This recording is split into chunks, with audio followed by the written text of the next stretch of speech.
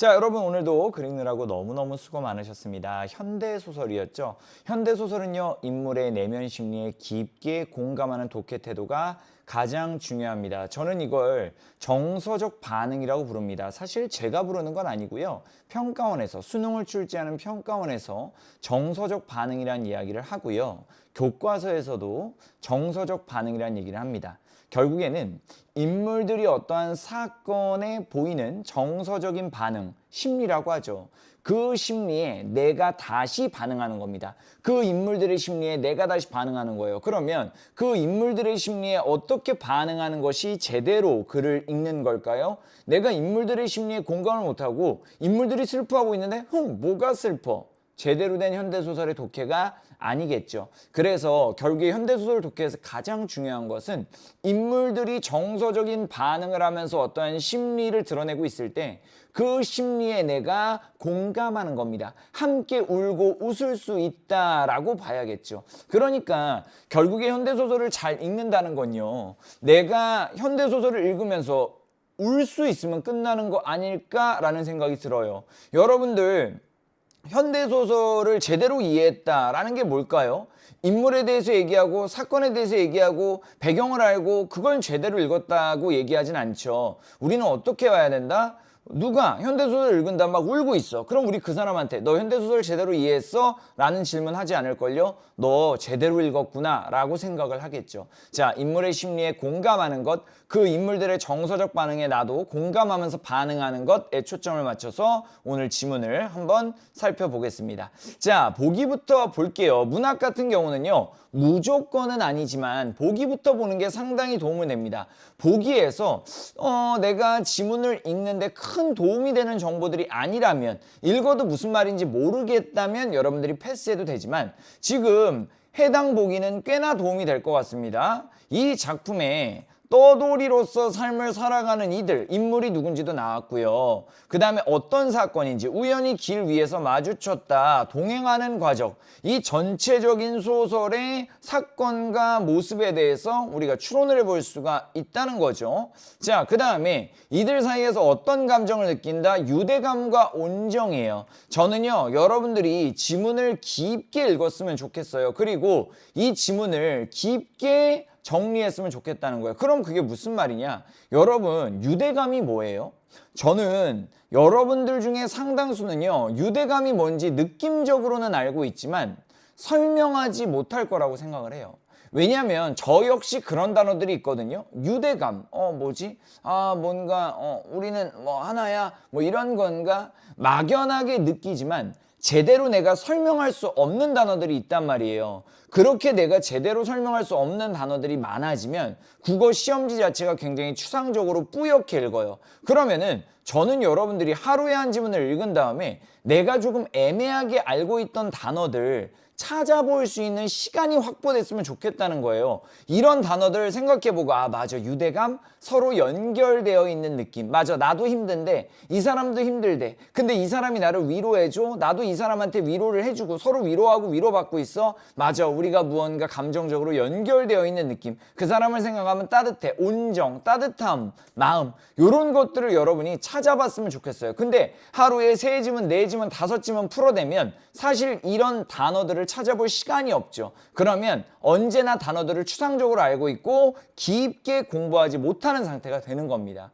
내가 왜 하루에 한 지문만 하라는지 여러분 정확하게 이해하셔야 돼. 대충 띠디딕 하고 끝내라는 게 아니라 내가 좀 애매하게 알고 있던 것들을 제대로 알고 내가 좀 겉핥기식으로 읽었던 것들을 깊게 들어가는 시간들을 하루 한 지문 문제 푼 다음에 내 영상 코칭 보면서 좀 배워갔으면 좋겠다는 거지. 좋습니다. 저는 그래서 한번 찾아봤어요. 자, 떠돌이의 삶을 살아가니까 이 사람들은 굉장히 추운 마음을 가지고 있고 뭔가 힘듦을 가지고 있을 거야. 근데 서로 함께 하면서 연결되어 있는 느낌을 받게 되고 서로의 따스한 마음을 느끼게 된다. 이러한 어떤 감정 변화, 심리의 변화가 포인트구나 라고 생각하시면서 여러분들이 읽어 나가시면 되겠습니다. 자, 보시면요, 크게 이렇게 정리가 되어 있죠. 감천 가는 도중이니까 이거 여러형이네요. 여행 경로가 주된 어떤 전개 방식이 되는 소설이고, 처음에 마지막 마을 공간 잡아주시고 그 다음에 목적지가 감천이다 잡아주시면 되겠네요. 마지막 마을에서 이제 어떤 폐가 산골 마을을 지나가서 길가에 퇴락한 초가한간으로 갔다가 여기에서 서로 불을 쬐면서 조금씩 가까워지고 있는 거 느끼셔야 돼. 그 다음에 감천 읍내에 도착했고요. 여기에서 대합실에 갔다. 여러분, 대합실은요, 기차역에 있는 대기실입니다. 그러니까 떠나기 직전에 잠깐 머물러 있는 공간이라고 생각을 여러분들 하시면 되고요. 지금 여러분들이 크게 이 소설을 어떻게 읽어야 되냐? 마지막 마을에서 퇴락한 초가집으로 감천 읍내에서 대합실까지 이동하면서요, 서로가 서로에게 조금씩 따스한 감정을 느끼는 거예요. 떠돌이의 삶을 살고 있는 각자라고 했어요. 우리가 지문 내에서 정확히 이들이 왜 떠돌이의 삶을 살고 있는지, 혹은 이들이 어떠한 떠돌이의 삶을 정확하게 살아가고 있는지가 나타나고 있진 않지만 보기에서 제시해 줬잖아요. 이들은 다 떠돌이의 삶을 살고 있다라고 하니까 굉장히 안정적이라던가 따스한 마음을 가지고 있지 못한 상태겠죠. 근데 그러한 세 명이 만나서 함께 걸어가면서 조금씩 서로에게 마음을 여는 겁니다. 요렇게 여러분들이 이해하시면서 인물의 심리에 초점을 맞춰서 작품을 끌어나가셨어야 해요. 그래서 제가 지문장학에도 써놨지만 여러분들 문학 지문장학 어려워하시는데 그냥 이 문학 지문을요, 조금 요약해서 누군가한테 설명해주는 느낌으로 정리만 하시면 돼요. 원칙이 있다라기보다는 제가 지금 얘기했던 것처럼, 자, 우리가 넷플릭스에서 어떤 영화라던가 드라마를 봤어요. 그러면 간단하게 그걸 누군가한테 설명해 줄 때 어떻게 설명하는 게 좋아요? 장면 얘기하면서 어떠한 인물들이 있었는데 처음에는 이랬다가 나중에는 저래지면서 감동을 내가 느꼈던 그런 작품이야. 너도 한번 봐봐. 엄청 재밌어. 인물이 중간중간에 어떠한 감정을 느끼는 게 너무 슬펐어. 혹은 너무 감동적이었어. 너무 기뻤어. 이런 것들 얘기하잖아요. 그런 식으로 여러분들이 정리하시고, 애매하시면 그렇기 때문에 제 코칭 영상이 있는 거거든요. 여러분들이 정리하신 다음에 저의 정리와 코칭 영상 필기노트를 통해서 비교를 좀 해보셨으면 좋겠고, 더 나아가서는 여러분들이 셀프 지문장학 간단하게 하신 다음에 저의 영상을 볼 때는요, 여러분들이 제 영상 다 받아 적을 필요는 없어요. 그냥 영상은 그냥 보세요. 왜냐면 제가 필기노트 다 그대로 드리잖아요. 그럼 여러분이 나중에 최종적으로 한 5분 정도 여러분이 풀었던 지문 이렇게 보면서 제 코칭 필기노트하고 비교를 좀 해보시는 거예요. 영상은 그냥 눈으로만 보고 귀로만 들으세요. 어차피 그냥 뭐 15분밖에 안 되니까 그냥 여러분들이 리뷰하는 느낌으로. 그러니까 여러분이 제 영상을 보기 전에 이미 이 지문에 대한 깊은 고민들이 어느 정도 끝나 있어야 된다는 거예요. 그럼 여러분 들으면서 아, 맞아, 나도 이렇게 생각했어. 혹은 아, 이런 부분은 좀 놓쳤었네. 이런 것들을 파악할 수가 있겠죠. 자, 그래서 여러분들이 마지막에 여러분들 필기에다가 제 필기 노트를 어느 정도 좀 첨부하는 거예요. 그러니까 아, 내가 이 정도 잡아놨는데 종현쌤이 이야기했던 그런 내용들 필기노트에 다 있으니까 그 필기노트에서 너가 중요하다고 생각하는 부분들은 너의 그 지문, 너의 이제 문제 푼 그 이제 지문장학에다가 조금 더 추가를 해서 적어 놓은 다음에 제출하시면 되는 거죠. 제출하시면서 여러분들이 저한테 궁금했던 점들 얼마든지 물어보셔도 되고, 또 Q&A 게시판 활용해 주세요. Q&A 게시판에다가 여러분들이 많은 질문 좀 던지시면 제가 바로바로 답변해 드리고, 다른 친구들 그리고 다른 학습자들하고도 그 답변을 공유할 수 있으니까요. 자, 좋습니다. 셀프 지문장학에서 적막한 산골마을, 전 이렇게 정리했어요. 공간으로 정리했습니다. 꼭 저랑 똑같지 않아도 돼요. 여러분 나름대로 이 지문을 짧게 요약해서 정리하시면 되는 거예요. 적막한 산골마을에서 초가한간으로 이동했고 감천 읍내로 이동하는데요.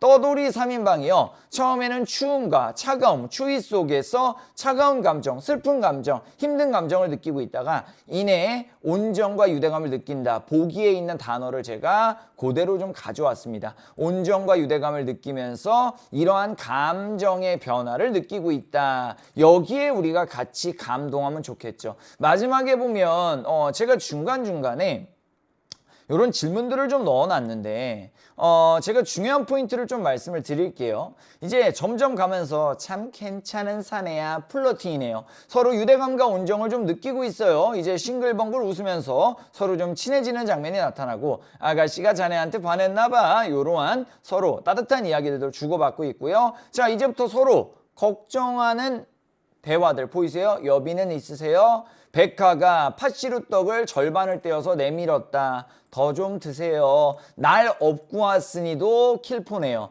아, 여기서 영다리가 백화를 업고 오면서 서로 온정과 유대감을 느끼고 약간의 호감, 서로 남녀 간의 호감도 좀 느꼈나 봐. 자, 그러면서 백화가 플러팅을 딱 하네요.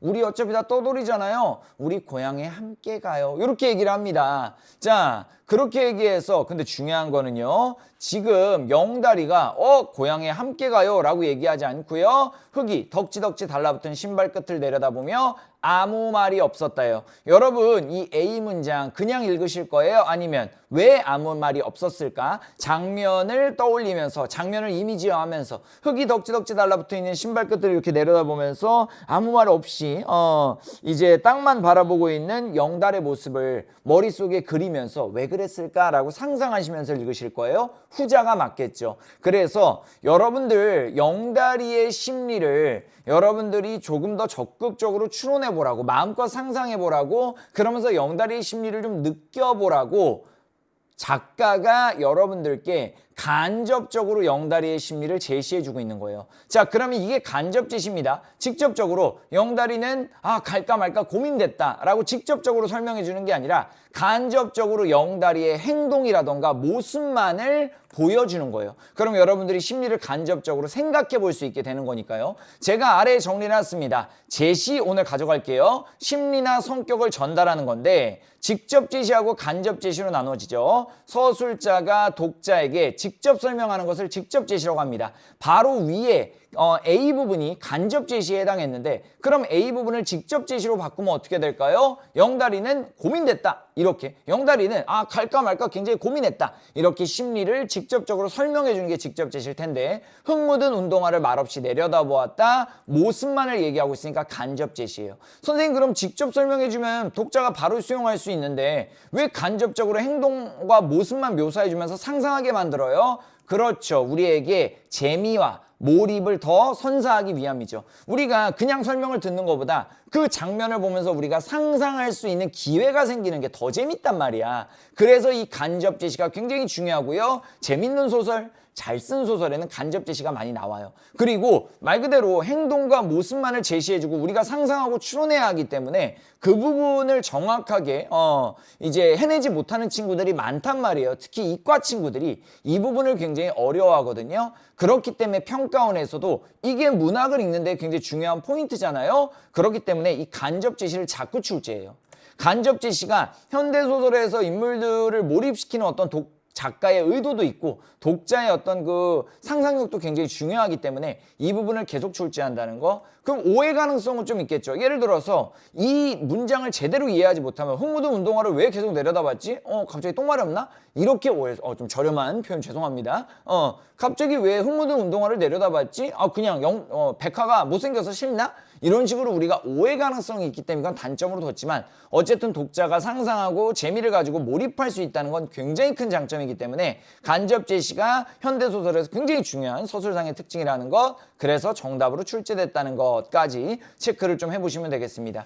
그러면 어떤 심리일까요? 저는 이렇게 그런 것 같아요. 분명히 백화에 대한 호감은 있지만 내가 능력도 없는데 괜히 따라갔다가 백화하고 뭐 또 결국에는 행복한 결말을 맞이하지 못하면 어떡하지? 불안과 걱정, 즉 함께이고픈 마음과 홀로이고픈 마음이 교차하는 거죠. 떠돌이의 삶을 살다 보니까 내가 안정된 것도 하나 없는데 이 여자하고 같이 가서 이 여자를 행복하게 해줄 수 있을까라는 걱정을 좀 한다라고 보면 되겠네요. 그렇죠? 그래서 항상 인물의 심리는 양면적이죠, 여러분. 그래서 이 양면적이고 중충적인 내면 심리를 여러분이 이해하는 게 중요합니다. 너무 슬프지만 저 여자를 보내겠다라고 결정을 했어요. 그러면서 끝까지 배려해 주는 거 보이죠?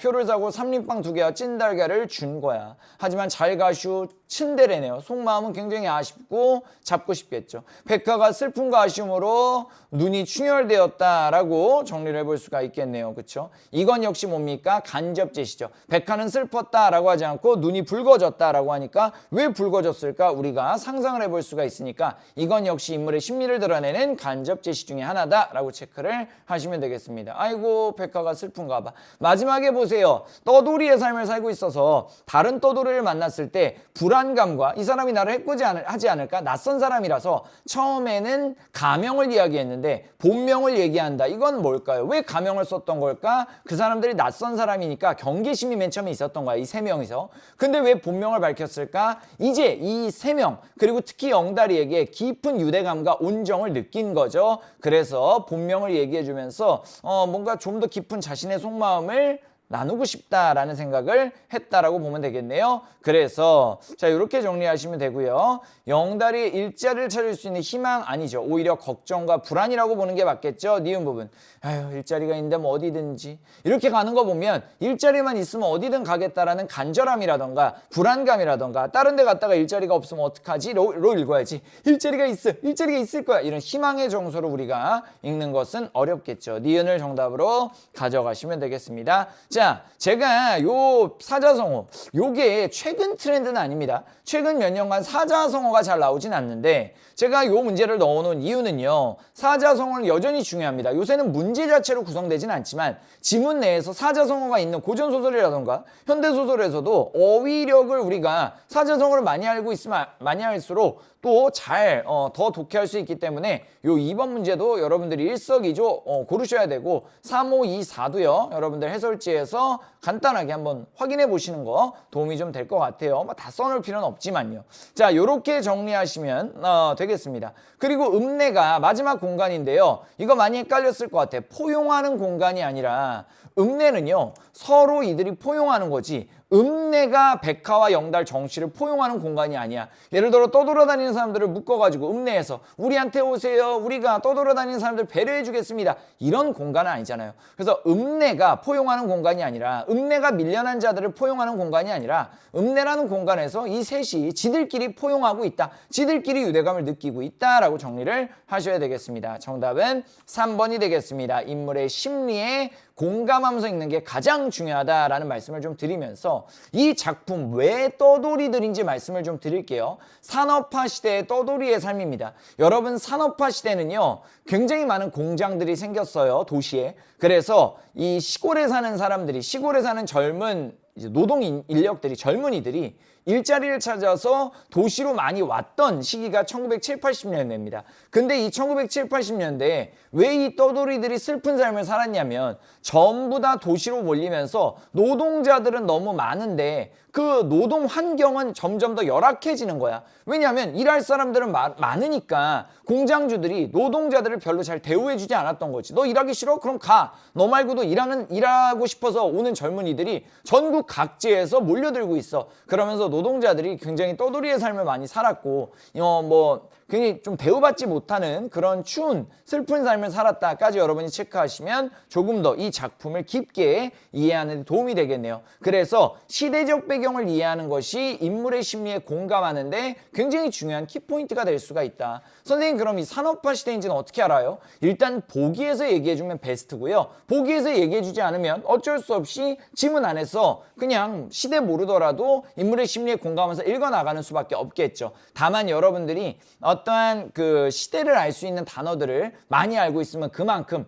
인물의 심리를 이해하는 데 조금 더 도움이 될 수 있다는 점까지 말씀을 드리면서 오늘 너무 중요한 작품이었고 유명한 작품이었어요. 함께 좀 살펴봤습니다. 자, 여러분들 그럼 오늘의 데일리 퀴즈에 대한 답변은요. 자, 떠돌이로 하겠습니다. 떠돌이의 삶을 살고 있었잖아요. 떠돌이라고 하겠습니다. 너무나 중요한 단어들이 많아요. 따뜻한 정에 우리가 공감해야 되는 게 너무 중요한데 오늘 일단 우리가 이걸 이해하려면 이들의 떠돌이의 삶을 이해해야 되니까 답변은 떠돌이라고 적어주시면 되겠습니다. 자, 여러분들 오늘도 글 읽느라고 너무너무 수고하셨고요. 비관론자는 모든 기회에서 어려움을 찾아내고요. 낙관론자는 모든 어려움 속에서 기회를 찾아낸다고 합니다. 결국에 어떤 상황이든지 우리는 낙관론을 가지고 할 수 있어 라는 마음을 가지면 그 어려움 속에서도 기회가 보인다라는 말이에요. 당연히 기회 속에선 더 큰 기회들이 보이겠죠. 그래서 여러분들 할 수 있다, 나는 잘 될 거야 라는 마음으로 오늘 하루 또 보내시기 바랍니다. 거울을 보면서 나는 잘 될 거야 한번 외치고 하루 시작하세요. 오늘도 1일 1지문 읽느라 너무너무 수고하셨습니다. 과제 제출하면서 저한테 스몰 토크 꼭 해주세요. 선생님 저 오늘은 뭐 했어요? 오늘은 어땠어요? 그러면 우리가 더 재미있게